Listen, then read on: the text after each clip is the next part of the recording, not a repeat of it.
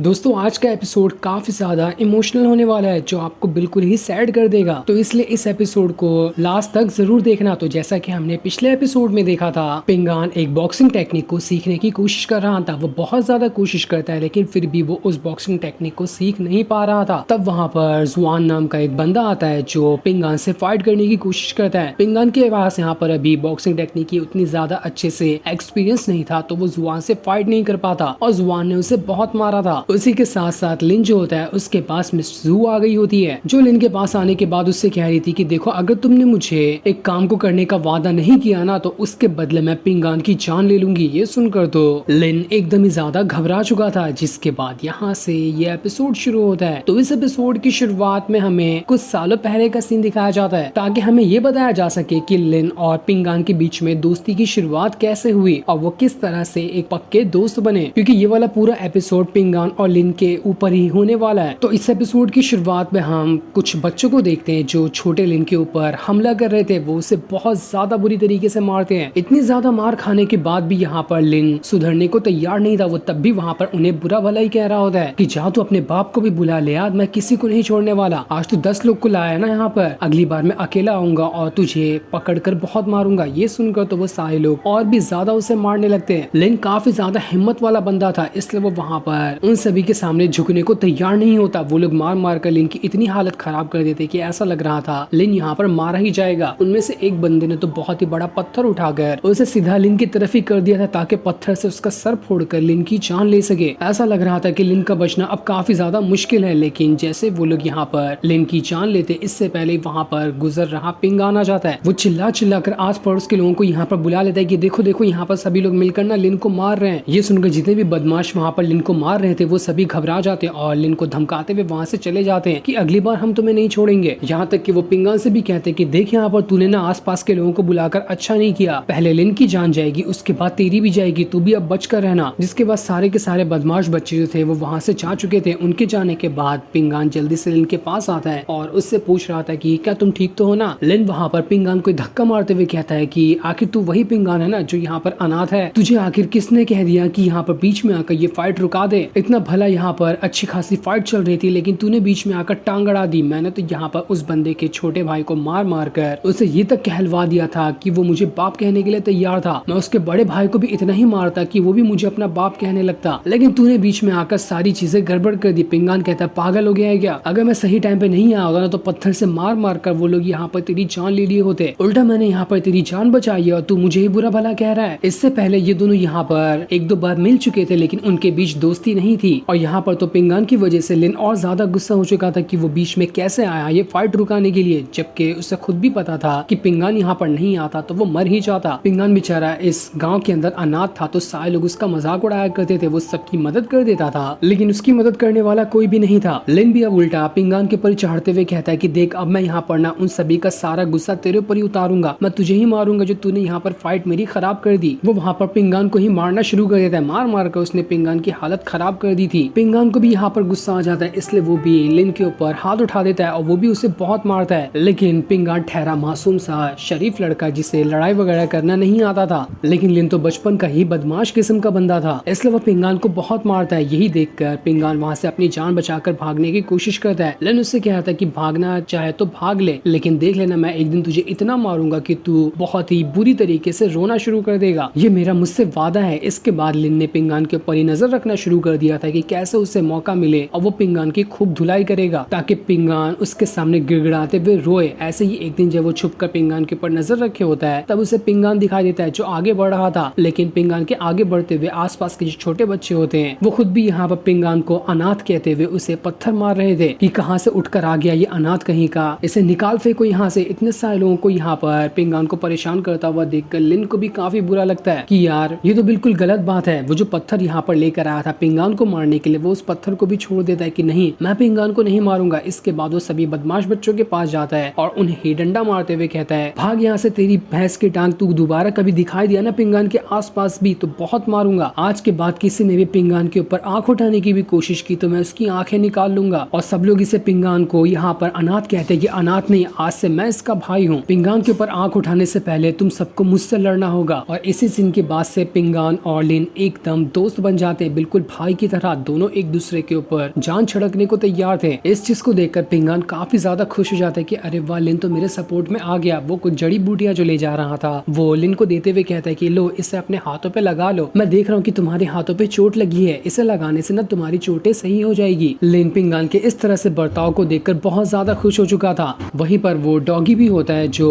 पिंगान को boxing technique को सीखते हुए देखकर कह रहा था कि क्या तुझे मिर्गी का दौरा पड़ गया है। वो जो डॉगी था वो भी बचपन से पिंगान और लिन को जानता था। तभी वहाँ पर वो सारे बदमाश फिर से आने लगते हैं जो लिन को मार रहे थे। लिन पिंगान से कहता है पिंगान भाग ले यहाँ से जल्दी से, वरना वो लोग हमें बहुत मारेंगे। इसके बाद तो वो दोनों वहाँ से भागना शुरू कर देते हैं, जिसके पीछे वो सभी लोग वहाँ पर पड़े हुए थे। वहाँ से भागते वो दोनों काफी ज्यादा खुश लग रहे थे और आज के बाद से ही इन लोगों की दोस्ती काफी ज्यादा गहरी हो चुकी थी। लिन जहाँ पर भी जाता पिंगान को अपने साथ ले जाता। वो उसे मछलियाँ पकड़ना सिखाता, तीर वगैरह चलाना सिखाता और दिन भर उसके साथ रहता ताकि पिंगान भी खुद को अकेला ना महसूस करे। हर चीज में वो पिंगान की मदद करता। उसके साथ रहते रहते पिंगान को भी तीर वगैरह चलाना आ गया था। वो दोनों बिल्कुल एक भाई की तरह हमेशा से साथ रहने लग गए थे। लिन पिंगान को शिकार वगैरह करना भी सिखाया करता और कभी वो मुसीबत में पड़ जाता तो पिंगान आकर लिन की मदद कर दिया करता। ऐसे ही अब हम वापस से प्रेजेंट टाइम में आ जाते हैं जहाँ पर पिंगान और लिन आपस में बातें कर रहे थे। वहीं पर वो अभी भी डॉगी मौजूद होता है। पिंगान वहाँ पर लिन से कह रहा था कि तुम्हें ना मास्टर रुआन की बातें माननी चाहिए, तुम कभी भी ना उस ब्रिज को क्रॉस मत करना, इसी में तुम्हारी भलाई होगी। लिन कहता है अरे समझ गया, तू अब यहाँ पर ना मेरे बाप की तरह मुझे यहाँ पर ऑर्डर मत दे। क्या तूने कभी ऐसा नहीं सोचा कि ये हमेशा हम लोग यहाँ पर इसी गाँव के अंदर रह जाएंगे? बाहर की दुनिया में जाकर देख वो जगह कितनी अच्छी है। मैं तो कब सोच रहा हूँ कि यहाँ पर थोड़े बहुत मेरे पास पैसे आ जाए तो उसके बाद मैं इस गाँव को ही छोड़कर चला जाऊंगा, तू भी मेरे साथ चलना। पिंगान कहता है अरे नहीं, मैं तुम्हारे साथ नहीं जाऊंगा। अगर मैं यहाँ से चला गया तो मेरे पेरेंट्स की जो कब्र है उन पे फूल वगैरह चढ़ाने के लिए कौन जाएगा? साथ ही मेरे घर का ख्याल कौन रखेगा, जो आखिरी निशानी है मेरे पेरेंट्स की? इसलिए मैं तो अपनी पूरी लाइफ में इस गाँव को छोड़कर नहीं जाने वाला। लेकिन लिन कहता है ठीक है, तू नहीं जा रहा तो मत जा, लेकिन मैं तो यहाँ पर से इस गाँव के बाहर जाने ही वाला हूँ, चाहे कुछ भी क्यों ना हो जाए। और हाँ सुन, मेरे पास ना तेरे लिए एक छोटा सा काम है। अब यहाँ पर मुझे मास्टर रुआन तो यहाँ से जाने नहीं देते, इसलिए मैं अपने घर पर भी नहीं जा पा रहा हूँ। लेकिन ना तुझे मेरा एक छोटा सा काम करना पड़ेगा। तू मेरे घर पे जाना और वहाँ जाने के बाद देखना कि मिस जू नाम की एक लड़की आएगी मेरे घर पर। उसे ना वही मेरे दादाजी का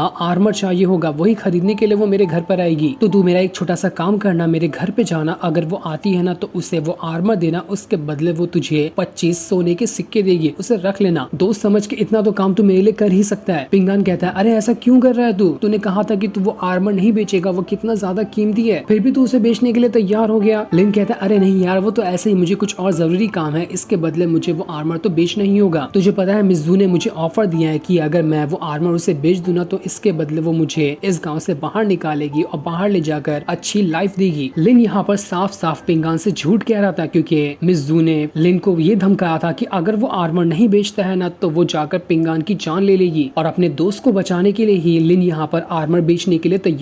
और वो यहाँ पर झूठ कह रहा है कि मिज़ू से यहाँ से बाहर निकालेगी, इसकी वजह से वो आर्मर बेच रहा है, जबकि वो तो पिंगान की जान बचाना चाहता है। लिन के काफी ज्यादा समझाने पर आखिरकार जाकर पिंगान इसके लिए मान जाता है कि हाँ ठीक है, मैं जाऊंगा तेरे घर पर और मिज़ू को वो आर्मर बेच दूंगा। लेकिन यार मुझे ये भी डर लगा कि कहीं आगे चलकर तू किसी मुसीबत में ना पड़ जाए, वो लोग भरोसे के लायक तो है ना। लिन कहता है अरे यार तू मेरी टेंशन क्यों लेता है, मुझे किसी चीज से डर नहीं लगता, जो भी होगा मैं आगे देख लूंगा, तू बस जा और आर्मर बेचने का बंदोबस्त कर। अब पिंगान जो होता है सबसे पहले अपने घर पर आता है और निंग्याओ के पास आकर उससे कुछ पैसे देते हुए कहता है देखो सीनियर निंग्याओ, मुझे पता है कि आपके पास ना मेरे से कहीं गुना ज्यादा पावर है और आपने कहा था कि आप मेरा कोई काम करना चाहती है, तो इसलिए ना मेरे पास आपके लिए एक छोटी सी रिक्वेस्ट है, आपको बस मेरे साथ चलना है ताकि आप वहाँ पर जा सके लिन के घर पर, क्योंकि मुझे लगता है ना कि आगे चलकर लिन ने वो आर्मर बेचा तो मिस जू जो है वो भरोसे के लायक नहीं है, वो उसे नुकसान भी पहुंचा सकती है। निंग्याओ कहती है मुझे लगता है ना कि मुझे यहाँ पर मिस जू के अंदर कुछ न कुछ गड़बड़ी दिखाई दे रही है, वो इतनी आसानी से तो लिन को नहीं छोड़ेगी, हो सकता है कि उसने लिन को धमकाया हो और उसे किसी तरह की धमकी दी हो, इसी वजह से वो आर्मर बेचने के लिए तैयार है, क्योंकि उस दिन मेरे समझाने पर वो मान गया था कि चाहे कितने भी पैसे क्यों ना मिल जाए वो आर्मर नहीं बेचेगा, तो बस 25 सोने के सिक्कों में वो आर्मर कैसे बेच रहा है। पिंगान निंग्याओ से कहते हैं नहीं नहीं, आपको भरोसा करना चाहिए, लिन ऐसा बंदा नहीं कि वो किसी के सामने भी अपना सर झुका दे, वो किसी से भी नहीं डरता, चाहे वो उसके सामने कोई बड़े से बड़ा खतरा क्यों ना आ जाए, यहाँ तक कि उसकी जान भी क्यों न जाने वाली हो। लेकिन फिर भी भी निंगिया को डाउट लग रहा था कि नहीं, यहाँ पर ना मुझे कुछ ना कुछ तो गड़बड़ी लग रही है, ऐसा लग रहा है कि कुछ आगे चलकर बड़ी मुसीबत आने वाली है। तो ठीक है, मैं तुम्हारे साथ सबसे पहले चलती हूँ लिन के घर पर, उसके बाद ही हम वहाँ पर देखेंगे कि क्या होता है। उम्मीद है कि सब कुछ सही से हो जाए तो बहुत अच्छी बात होगी। दूसरी तरफ हम उसी बंदे को देखते हैं जो फेरी सू के पीछे पड़ा हुआ था। उसके पास एक बंदा आता है जो कि एक बहुत ही ज्यादा पावरफुल कल्टीवेटर है। वो बंदा जो था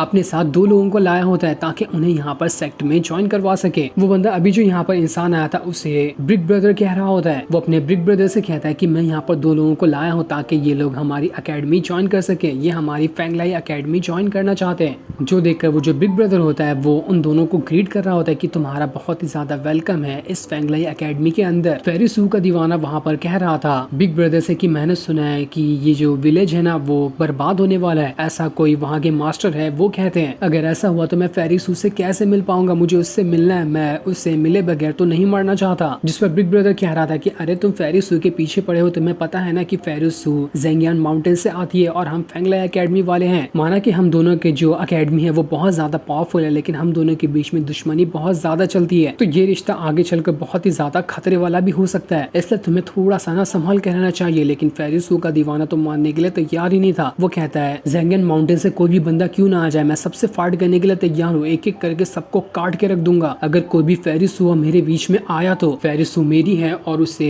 चाहे जेंगियान अकेडमी हो या दुनिया की कोई भी अकेडमी क्यों ना हो, मुझसे अलग नहीं कर सकती। दूसरी तरफ हम उसी ग्रैंडपा को देखते हैं जो मिस सू के साथ रहता है। असल में ये जो ग्रैंडपा था ना वो जेंगियान अकेडमी से ही आता है। वो बाजार में अपनी पोती के साथ खेलने के लिए आया हुआ था। उसकी पोती बाजार में घूम रही होती है, तब वो जो ग्रैंडपा होता है उससे यहाँ पर कुछ लोग दिखाई देते हैं जो आपस में बातें कर रहे थे। वो लोग कह रहे होते हैं कि हमने सुना है यहाँ पर ना जेंगियान अकेडमी और फेंगलाई अकेडमी जो है वो दोनों आपस में किसी तरह का रिश्ता बनाना चाहती है, लेकिन आखिर ऐसा कैसे हो सकता है कि इन दोनों के बीच में तो इतनी ज्यादा दुश्मनी चलती थी, लेकिन ये लोग रिश्ते के लिए कैसे मान गए। मुझे लगता है ना कि इसके पीछे कोई बड़ा सा राज होगा। जेंगियान माउंटेन जो है वो तो बहुत ही घटिया किस्म के लोग रहते हैं वहाँ पर, उन लोगों की बातों पे भरोसा करना मतलब कि अपने ही पैर पे कुल्हाड़ी मार देना। और यहाँ तक कि मैंने ये भी सुना है कि लिन नाम का कोई बंदा है जो अपना ना सबसे खास वाला आर्मर फेंगलाई अकेडमी को बेचने वाला है। ये बंदे लोग यहाँ पर झूठ फूस बातें कह रहे थे कि लिन यहाँ पर फेंगलाई अकेडमी को वो आर्मर बेच रहा है, जबकि वो तो मिस सू को ही बेच रहा था। इन लोगों ने गलत बात सुनी और गलत बात के बारे में ही डिस्कस कर रहे थे, जो बात यहाँ पर ग्रैंडपा के कान में चली जाती है। इस चीज को सुनकर उसका दिमाग बौखला चुका था कि आखिर ऐसा कैसे पॉसिबल है कि लिन वो आर्मर हमें देने के बजाय फेंगलाई अकेडमी को दे रहा है जो कि हमारी सबसे बड़ी दुश्मन है। ग्रैंडपा सबसे पहले तो वहाँ पर मौजूद जो लोग आपस में बातें कर रहे थे उन्हें ही खूब मारता है और उसके बाद पूरे गुस्से के साथ लिन के पास जाने के लिए निकल जाता है, ताकि आखिर उसकी हिम्मत कैसे हुई वो आर्मर उसे देने के बजाय उसकी दुश्मन अकेडमी को वो बेच रहा है। दूसरी तरफ निंगिया और पिंगान जैसे ही लिन के घर पर होते वहाँ पर मिस जू आने वाली होती है। वो दरवाजे पे दस्तक दे रही थी, इसलिए पिंगान जो होता है वहाँ पर दरवाजा खोल देता है। वो अभी यहाँ पर कुछ नहीं करता, बस वो लोगों को देख रहा था कि ये लोग यहाँ पर किस तरह के इंटेंशन से आए हुए हैं। मिस जू जो होती है वो वहाँ पर आने के बाद उसी आर्मर को देख रही थी कि ये आर्मर असली भी है या फिर नकली। तो वहीं दूसरी तरफ मास्टर रुआन जो होते हैं उसकी बेटी काफी ज्यादा उदास लग रही थी, उसे टेंशन होती है कि कहीं लिन को कुछ मुसीबत में ना पड़ जाए, न जाने किस लड़की से वो मिलने के लिए चला गया है। मास्टर रुआन उससे कहते तुम्हें घबराने की जरूरत नहीं है, मैंने लिन को बस ये कहा है कि वो ब्रिज को क्रॉस ना करे, क्योंकि ब्रिज को क्रॉस करने के बाद मेरा इलाका खत्म हो जाता है, वहाँ पर मेरा कोई भी ऑर्डर नहीं चलता। जब तक लिन ब्रिज के अंदर है ना दुनिया की कोई ताकत उसे हाथ भी नहीं लगा सकती, लेकिन एक बार उसने ब्रिज क्रॉस कर दिया तो वो मेरी जिम्मेदारी से हट जाएगा। उम्मीद है कि वो ब्रिज के अंदर ही रहेगा इस बार ताकि मैं उसे बचा सकूं। दूसरी तरफ मिजू का जो बेटा होता है एक नंबर का हरामी किस्म का बंदा, वो यहाँ पर लिन को आकर चढ़ा बढ़ा देता है कि तुम्हें पता है कोई बंदा गया है पिंगान के पास ताकि वो उसकी जान ले सके। मैंने सुना कि उन दोनों के बीच कुछ बहस हो गई है, इसलिए वो पिंगान की जान लेने वाला है। अगर तुम अभी नहीं गए ना तो मुझे लगता है कि पिंगान मर जाएगा, इससे तुम्हें जल्दी जाना चाहिए पिंगान के पास। ये सुनकर लिन एकदम ज्यादा घबरा जाते कि अरे यार मैं तो अपना आर्मर बेचने के लिए तैयार था पिंगान को बचाने के लिए, लेकिन अब यहाँ पर कौन सी मुसीबत आ गई पिंगान के ऊपर। अगर अब उसे पिंगान के पास जाना है ना तो उसे कैसे भी करके ब्रिज को क्रॉस करना ही पड़ेगा, वरना वो पिंगान को नहीं बचा सकता। लिन बेचारे को तो लग रहा था कि पिंगान सच में मुसीबत में है, उसे क्या पता था कि ये इस बचकाने की हरकत है जो यहाँ पर उसे फंसाना चाहता है। पिंगान को बचाने के लिए लिन यहाँ पर कुछ भी नहीं सोचता और सीधा जाकर ब्रिज को क्रॉस कर डालता है, जो करने मास्टर रुआन ने सख्ती से उसे मना किया था। लेकिन लिन ने पिंगान को बचाने के लिए ब्रिज को सीधा सीधा क्रॉस कर लिया, लेकिन जैसे वो ब्रिज को क्रॉस करता है ना वहाँ पर ग्रैंडपा आ जाता है, जो पूरे गुस्से में लिन को ही ढूंढ रहा था कि आखिर लिन की हिम्मत कैसे हुई उसकी दुश्मन फेंगलाई अकेडमी को वो आर्मर बेचने की। लिन ये देखकर घबरा जाता है कि अरे ये कौन आ गया यहाँ पर। उसे अब पता चल चुका था कि उसने बस यहाँ पर उस बचकाने की बातों में आकर बहुत बड़ी गलती कर दी। इसके बाद वो ग्रैंडपा पूरी जान लगाकर एक बहुत ही ताकतवर पंच बेचारे लिन को मार देता है। वो ग्रैंडपा तो लिन से 3 गुना हाइट पे बड़ा था और हट्टा कट्टा था। एक ही पंच में लिन के सीने की कई सारी हड्डियां तक की टूट जाती है। पूरा खून से नहा चुका था लिन वहां पर। तो वहीं पिंगान जो होता है वो मिज़ू से कह रहा था कि देखो यहाँ पर मैंने आपको आर्मर दे दिया है, लेकिन आपको ना एक चीज का वादा करना होगा कि लिन के ऊपर एक आंच नहीं आनी चाहिए। अगर लिन को कुछ भी हुआ ना फ्यूचर में तो मैं हर एक इंसान से बदला लूंगा जिसने लिन के ऊपर आंख उठाने की भी कोशिश की है। उम्मीद है कि आप यहाँ पर मेरी बात को समझ जाओगी। लेकिन मिज़ू से कहती है लिन को कुछ होगा या नहीं होगा वो तो फ्यूचर ही बताएगा, इन सब चीजों से मेरा कोई लेना देना नहीं है। इतना कहने के बाद वो वहाँ से जाने लगती है। जाते हुए वहाँ पर पिंगान से ये कहते जा रही थी कि तुम लिन को अपना बहुत ही अच्छा दोस्त मानते हो ना, बिल्कुल भाई की तरह। लगता है कि तुम्हारी दोस्ती खत्म करने का टाइम आ चुका है। इतना कहने के बाद वो वहाँ से जा चुकी थी। उसके जाने के बाद वही डॉगी वहाँ पर आता है जो बचपन से लिन और पिंगान को जानता है। वो वहाँ पर पिंगान के पास एकदम रोते हुए आया था क्योंकि उसने देख लिया था कि लिन की कैसी हालत कर दी है उस ग्रैंडपा ने। डॉगी के आंसू को देखकर पिंगान समझ जाता है कि नहीं, बहुत बड़ी मुसीबत हो चुकी है। वो अपनी सांस तक नहीं लेता और पूरी जान लगाकर भागता है ताकि लिन को देख सके कि लिन किस हालत में होगा। सब कुछ छोड़ छाड़ के बेहवास हुए पिंगान बस लिन के पास भाग रहा था। बस वो ये दुआ कर रहा होता है कि लिन को कुछ ना हुआ हो। तो वहीं लिन की ऐसी हालत देखकर वो जो बचकाना था मिज़ू का बेटा वो तो काफी ज्यादा खुश था कि अरे वाह, यहाँ पर मैंने हल्की सी चिंगारी क्या मार दी, यहाँ पर तो पूरी आग लग गई, मजा आ गया। लगता है अब यहाँ पर ना तबाही आएगी। जी लिन यहाँ पर हमें नखरे दिखा रहा था आर्मर बेचने से, इसको इसकी औकात दिखा दी, मजा ही आ गया। अब कुछ देर बाद जैसे पिंगान ब्रिज के पास आता है उसे वहाँ पर काफी सारे लोग दिखाई देते हैं जो सभी यहाँ पर भीड़ जमा कर खड़े हुए थे क्योंकि सभी को दिखाई दे गया था कि यहाँ पर लिन बेहवास हालत में पड़ा हुआ है। वो ढंग से सांस तक नहीं ले पा रहा। वहीं पर मास्टर रुआन और उसकी बेटी भी होती है जो खुद भी यहाँ पर काफी ज्यादा उदास थी। मास्टर रुआन की बेटी तो जा रही होती है ग्रैंडपा से बदला लेने के लिए कि आखिर उसकी हिम्मत कैसे हुई लिन के साथ ऐसा करने की। मास्टर रुआन कह रहे थे कि मैंने कहा था लिन से कि कुछ भी हो जाए ब्रिज को क्रॉस मत करना, लेकिन आखिर लिन तुमने क्यों मेरी बात नहीं सुनी। देखो आज ये क्या हो गया। पिंगान डरते हुए लोगों को चीर कर वहाँ पर लिन की तरफ बढ़ रहा था कि कहीं लिन को कुछ हो ना गया हो। लेकिन जैसे उसकी नजर लिन पे पड़ती है पिंगान के पैरों तले जमीन खिसक जाती क्योंकि बिल्कुल बेहवास हालत में वहाँ पर लिन पड़ा हुआ था। वो मुश्किल से सांसें ले पा रहा था। लिन जैसे ही पिंगान को देखता है पिंगान से कहता है अरे मेरे दोस्त तुम आ गए। मेरे दोस्त तुम्हें पता है मैंने ना तुमसे झूठ कहा था कि मैं यहाँ से इस गाँव से जाना चाहता हूँ। मैं तो बस तुम्हें इसलिए कह रहा था कि मिज़ू ने मुझे कहा था कि अगर मैं वो आर्मर नहीं बेचूंगा ना तो वो तुम्हारी जान ले लेगी। तुम्हें बचाने के लिए मैंने अपना आर्मर बेचा इस उम्मीद में कि आर्मर बेचने के बाद सब कुछ नॉर्मल हो जाएगा। लेकिन मुझे क्या पता था कि आर्मर बेचना मेरी सबसे बड़ी गलती होगी। यार पिंगान मेरे दोस्त, दिख तेरे आज दोस्त लिन को ना बहुत ज्यादा डर लग रहा है। आज से पहले मैं कभी नहीं डरा था। मुझे ना लगता था कि मैं बहुत ज्यादा स्ट्रॉन्ग हूँ, मैं किसी को भी हरा लूंगा। लेकिन नहीं यार, न जाने आज यहाँ पर ऐसा क्या हुआ कि उस ग्रैंडपा का बस एक ही पंच मुझे लगा। अब मेरी हालत इतनी ज्यादा खराब हो चुकी है, मैं तो उसका दूसरा पंच सहने के लायक भी नहीं बचा था। यार पिंगान मुझे आज तक के ना कभी किसी चीज से डर नहीं लगा, लेकिन आज मुझे हल्का सा डर लग रहा है कि मैं मरने वाला हूँ। पिंगान मुझे माफ कर देना, अगर मैं यहाँ पर मर गया ना तो आगे चलकर तुम्हें प्रोटेक्ट नहीं कर पाऊंगा। पिंगान को बिल्कुल सदमा लग चुका था कि वो यहाँ पर करे तो करे क्या। उसे अपनी आंखों पे यकीन नहीं हो रहा था कि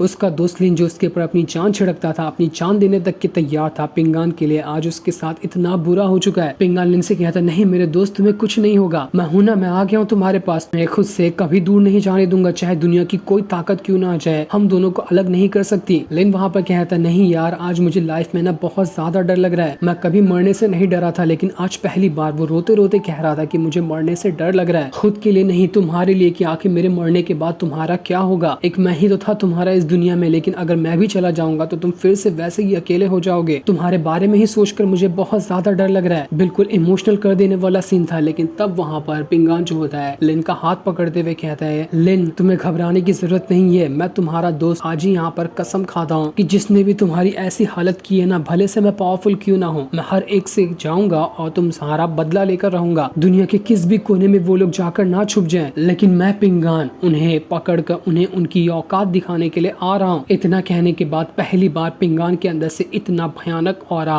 वो भी ईवल वाला, बाहर निकल रहा था। उसकी कोई हद नहीं होती है। पिंगान एकदम ज्यादा भड़क चुका था। लिन की ऐसी हालत देखकर अब तो वो अपने किसी भी दुश्मन को नहीं छोड़ने वाला है। और इसी सीन को दिखाते हुए ये एपिसोड यहीं पर एंड हो जाता है। Thanks for watching.